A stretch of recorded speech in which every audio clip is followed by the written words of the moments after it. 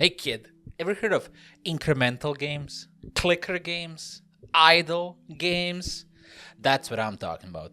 I love a good clicker game. It's great. It's an interesting little genre of gaming that I just want to go down a rabbit hole of. I just want to pull an incremental game on you and waste a little bit of your time while I just, mindlessly yap about a good old clicker game. I'm kind of freely jumping between the three terms, idle, clicker, and incremental game. Incremental games are such a new genre that it's still kind of like fussy on the naming conventions. But in my head, incremental games is an umbrella term underneath which we have idle games on one end and clicker games on the other. They're like two sides of the spectrum. And then most games are like a combination of idle and clicker games. They're like idle games, they mostly focus on just like you kind of set shit up and then watch it pop off. While clicker games, they're more focused on the actual, literal, physical aspect of clicking a thing. Cookie Clicker is somewhere in the middle, for example, because Cookie Clicker starts off as like a more clicker game, but then end game, Cookie Clicker is just a full-on incremental idle game. But then there's like fully clicker games like My Name is Mayo and Poop Clicker. In Aquarium, like I don't know if I could count that as a incremental or like an idle game even. That's an interesting case, I think, because there is a lot of clicker elements and idle elements, but it's like a fully active game. There isn't a single level where you can just walk away, right? At every moment you have to be present. So even though it shares some similarities with incremental games, I don't think it is an incremental game. But yeah, the genre is really interesting. It's like quite fun trying to figure out where a certain incremental game fits, right? Like Cookie Clicker, as I said, it's kind of like a curve. I'm imagining in my head, it's like a graph, right? The x-axis is clicker, the y-axis is idler, right? And then like there's some games that are just on the x-axis, like My Name is Mayo or Poop Clicker. And then there's a game that I'll get into later, Progress Quest, which is like just a vertical line. It's just on the y-axis, and that's, it's just an idle game. But then you have Cookie Clicker, which is like starts off more on the x and then shoots all the way up when it gets in the end game, right? So it's like a really interesting just genre to ponder on. Okay, I love ponder maxing. Sorry babe, you caught me ponder maxing. Talking about Progress Quest, what is that? Progress Quest is like generally accepted to be the very first incremental game, and that is 100% just like a fully purely idle game. It came out in 2002. It was a parody of like MMORPG character sheets and like character creators, primarily like a parody of EverQuest, and you literally just create your character on a character sheet, press OK, and that's it. The game just plays itself. It's literally just a character sheet with a bunch of progress bars. And it's so funny because I felt like an idiot. Because I was Googling, what's the best class to pick? What's the best race? And like, it's really just letters. So I forget exactly my race, but I'm like, lunatic. What is it? Fuck. A lunatic jester electric motorbike or something like that. I'm a level 23 motorcycle or something. And it's literally just words, right?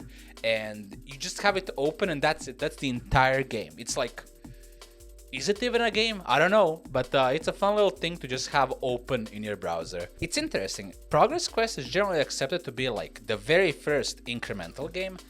And then I looked up like, history of incremental games. What were the first? What's the line of incremental games? And everyone just kind of like jumps 8 years ahead, where Anti-Idle came out and like, yeah, that's the second ever incremental game. And like, you're telling me there was nothing in those 7 years, but after some digging, it's not really true. There is a couple more things. So first, in 2004, Idle RPG came out. It's a game that's fully and completely playable in an IRC, internet relay chat. And those are like, ancient internet chat rooms. And they were basically just bots running there where you would like in chat, you would type commands and that would just run and remember all of the RPG things. And Idle RPG came out in 2004, and you would just like type, go on a quest, do this, do that. And like there's still people playing it. And on the website you can see they have like a live map of the Idle RPG world, and you can see which players are there and which players are online right now playing, which is like so crazy and so cool. I love uncovering like little pocket dimensions of the internet, right? Just like this has been going on for 22 years now. You know when you pick up a rock and then just like a bunch of bugs just scatter out? That's how I felt discovering this. Like, oh geez, sorry to interrupt you. Go back to your bug activities, my bad. And then in 2007 there was the multi-network version of Idle RPG. And I don't really understand it, but I think it's like, it's the same game you can play, but in multiple chat rooms or something. I don't know. I'm probably completely way off base, but like, the important thing is I found it. It exists, right? And then in 2007, Idle came out on Congregate. Congregate is like a flash game website. I used to frequent it quite a bit when I was a kid. I was more of like a Newgrounds kid, but sometimes I would go on Congregate.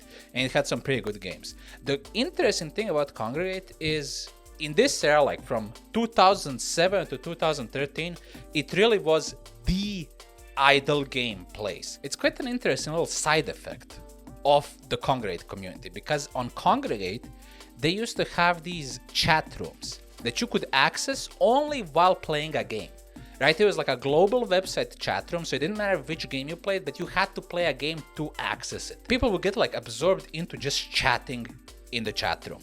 And they wanted to make like games that weren't actually games. They were just an excuse to chat in the chat room. So Idle was the first one, and it's literally just a counter going up that just counts how long you were idle, and then every so often it just automatically levels you up. A year later, in 2008, Congregate Chat came out, which is even less of a game than Idle. It's literally just the Congregate logo following around your mouse, and that's it. And then it's just an excuse so you can chat.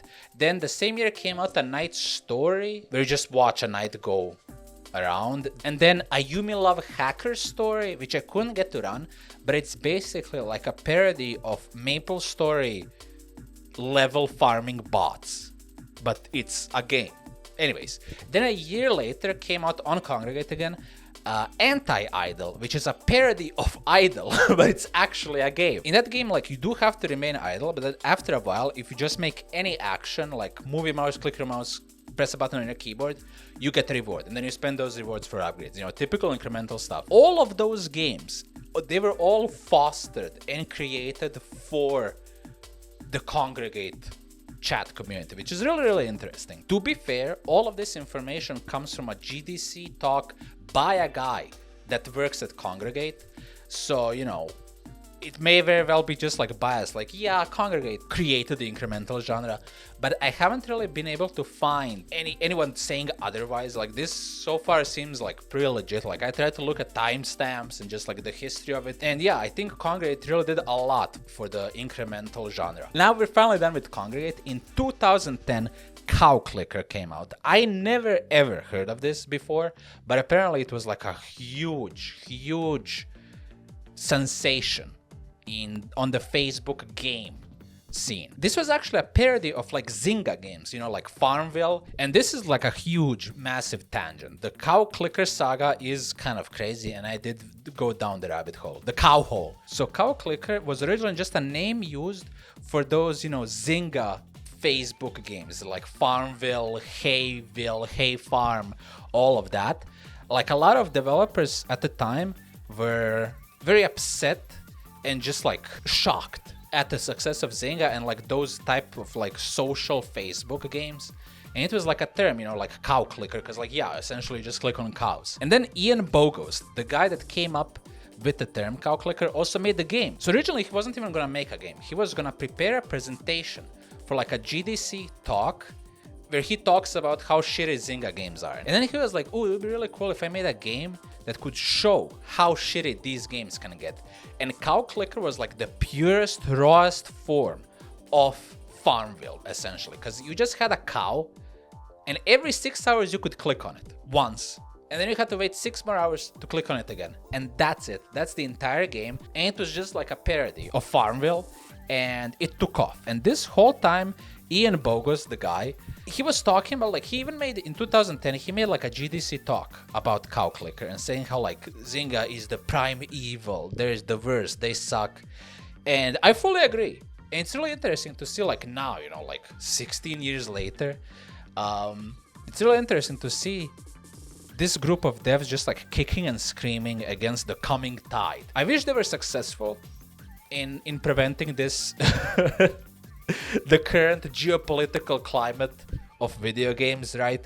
But obviously they weren't. I have to say, one thing that like kind of pisses me off about this guy, you handed them the keys to the kingdom. To prove his point, he monetized Cow Clicker. From the get-go, from the beginning, people could buy Mooney to buy basically Cow Clicker skins. And you could get like, it was crazy. There was like an emo cow, a blinged out cow, a bacon cow. There was like a bajillion cows, and you could only buy them with real money. You proved, Zynga, like, you can actually take this even further. You can like make your game into less of a game. At the same time, you know, if he didn't do it, someone else would do it, right? Like, it is inevitable, but it just, you know, it comes off like very standoffish to me. Like, oh yeah, you're so like, because in his talk, in his GDC talk and in all of his writing, like, I read a lot and watched a lot of his stuff. He comes off really pretentious. I'm sorry if you're watching. I'm sure you're a stand-up guy, and I actually agree with most of your points, but like, he's a real hipster about it. He's a real snooty guy about it. And it's interesting, years later he did an article for Wired and another article for The Atlantic about like the aftermath of Cow Clicker, which I would talk about right now if both of those weren't paywall. And it's really interesting how somehow all of his anti-consumerist rhetoric ends up weirdly earning him money. Like, I'm not saying he should be a starving artist, but like, you can't have your cake and eat it too, right? He's like, yeah, this is the problem, that I'm earning money. I don't know. Saying this now, it sounds like I want him to fail. It's not that. It's just like, come on. And like, also the Wired and the Atlantic thing, obviously that's not in his control, right? He was just, on Wired, he was just a guy they interviewed, but for the Atlantic, he actually wrote the article. He works there, apparently. I'm giving him too much credit. At most, he just profited off of the changing tide. It's just annoying how he wants like the best of both worlds, right? He wants to profit, but also be like, yo, this is bad, this is evil. That's all I'm gonna talk about Cow Clicker. I watched and read a lot about Cow Clicker, so it's been on my mind. And then in 2013, Candy Box came out, which is like an ASCII art browser-based incremental game. It starts off as just like collecting candies, but then you make like a lollipop farm, you can make a sword, go on quests, you find a riddle frog, a blacksmith, a forge, and it's just like insane. It's really, really cool. It's a super slow start, but it's really, really cool. I'm still playing it right now, and it's quite nice. It's quite awesome. I really like it. The same year, Cookie Clicker came out, and Cookie Clicker started off as a parody of Candy Box. And the creator of Cookie Clicker also said, like, at first he thought like people were ironically playing it, and I think there is a certain bit of that to like all incremental games, especially like, you know, Cookie Clicker, where like you start off, you know, I'm clicking cookies, I have a bajillion cookies, right? But then like you get actually invested. And it's like a really interesting feeling that the incremental games drag out of you, that I really appreciate. That's like a common thread that happens with incremental games. Devs make them ironically, or just as like a little bit, and then it takes off, and then it like completely takes over their lives. The same thing happened with Candy Box, Cookie Clicker, obviously, Cow Clicker, Anti-Idol. There's also Sandcastle Builder, which is insane. This whole subplot of Sandcastle Builder is crazy. So Sandcastle Builder is actually based on this webcomic. I think it's called XCD, something like that. You've seen this. You've seen this art style. Everyone has seen this. And that comic, like, more or less is just a standard comic, but every so often it does this crazy experimental webcomic thing. And one of those crazy comics was called Time. And it was this website that every like half an hour, the picture would slightly change. And it would keep changing. And then like later it would keep getting longer, the time between pictures, and it turns out it's a super slow procedural, like stop motion animation, and time, and it's very cool. I think it got an award for like the best web comic of the year, or like even a graphic thing of the year. It's very cool. The idea is awesome, but then that spawned like a forum thread discussing what it could mean while it was happening, right? People were trying to like decipher like, what do these stars mean, what's this, what's that. It became kind of an ARG, right? And then this guy made an incremental game based on the forums, the OTT forums. And it was called the OTT forum because the comic was called OTC, One True Comic, and then the thread talking about the One True Comic is the One True Thread. And then this guy made an incremental game based on like the in-humor and the jokes of the OTT. And apparently it's an incredible incremental game, but you really have to like dive deep and learn all of the intricacies because it's just like indecipherable. I found this like Reddit thread talking about like the guide to understand Sandcastle Builder, and it goes over the character limit of a Reddit post, and the rest is in the comments. Insane. I tried it, I don't understand it, I'm not gonna understand it, okay? Sorry. And then the last chapter in this little history lesson is in 2014, Make It Rain came out. And it was like the first big mobile incremental game. And you would just like swipe at a stack of money, and like you would earn that money and you would buy upgrades. And that's it. It was a massive hit and a massive success. And the rest is history. A bajillion mobile incremental games followed. That's kind of like how I started out on incremental games when I was a kid. And I specifically remember being a kid waiting for my mom at the bank and just like sitting and just like tapping away. It was like I ended up waiting for an hour and it just like went by like this. And then obviously Adventure Capitalist, Adventure Communist, all of those games. But these are like the most notable games I could think of and I could find. Obviously there were like way more, many more to this day and back then.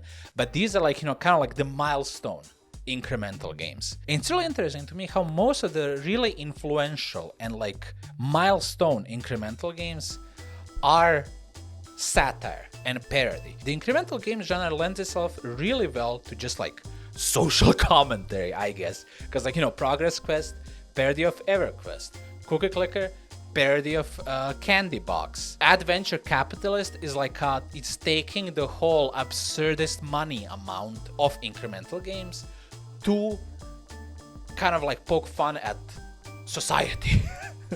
Capitalism, right? And just like more boardroom meetings, ad revenue, and obviously Cow Clicker, an incredible profiteering. Okay. I'm making this Ian guy into such a villain. I'm sorry. He just kind of like, he irked me quite a bit, and now I must destroy his life. Okay, that's it. That's the whole story. I think it's because incremental games are all about distilling a video game to its truest form. Like how raw can you make it? And it's still being a game. And that ends up being like a really good commentary on a bunch of things, mostly other video games. And lately there's been a new subgenre forming of incremental games. I guess desktop buddy type games, right? They're like idle, tiny little games that just sit on top of your desktop, like Rusty's Retirement, Bongo Cat. And I think that's like the big new thing with incremental games. It's just a little thing that sits on your desktop. Technically, you can do that with other idle games, right? Because like you just have them in windowed or just open in a browser. But this like adds a satisfying little layer of like, it's not window shaped. It's literally just a cat hitting bongos on my desktop, and it's really cute. And that's the new incremental meta, I think, and I like it. I still prefer the classic incremental games just because it can be really annoying, when you want to see something behind the damn thing, so you have to move it and then click it. Then with like windowed games or like a tab game, you can just minimize that window and that's it. And yeah, I could minimize those games, but then it kind of defeats the purpose. But also you can't really minimize Bongo Cat, you can all just move it around.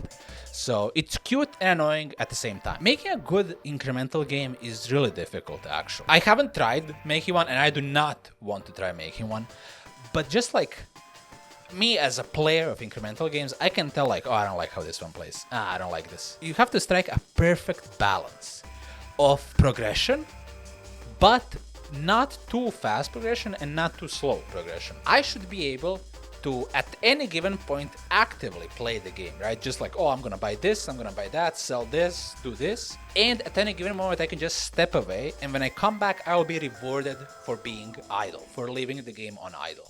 So it's a tough balance to strike, like, oh, you can actively play whenever, but also you can step away whenever. Not many games achieve that. I think my favorite incremental game does that perfectly.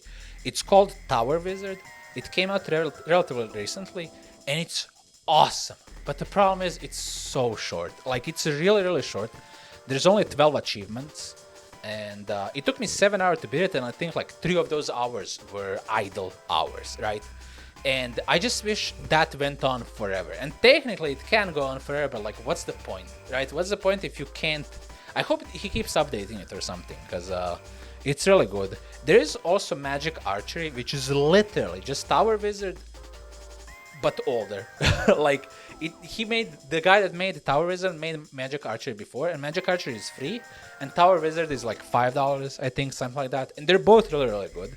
I still prefer Tower Wizard because the vibes and the aesthetic and the progression is cooler, but Magic Archery is very, very, very, very similar. So like, after you beat Tower Wizard, if you're still itching that, just play Magic Archery. Perfect incremental game would be Tower Wizard, but with the end game as massive as Cookie Clicker, because Cookie Clicker is awesome. It gets too stupidly slow in the end, because like, it's just so absurd and so end game that like, it has to be just the gaps between progress are too cavernous in the end game. I'm missing like 20 or 30 achievements, and it's gonna take forever.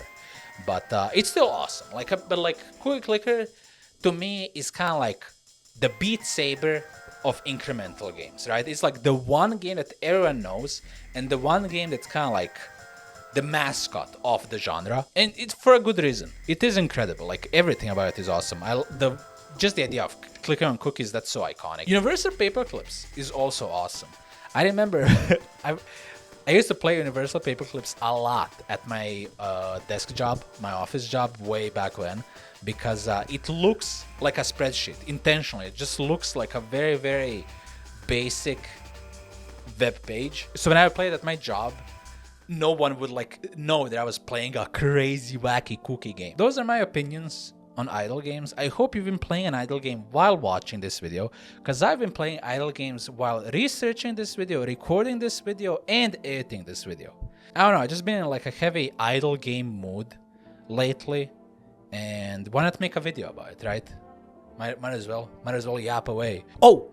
Don't forget to like and subscribe, because by liking and subscribing, you will prestige and gain 500 strange gems, which you can use to level up your loop generators. Bye!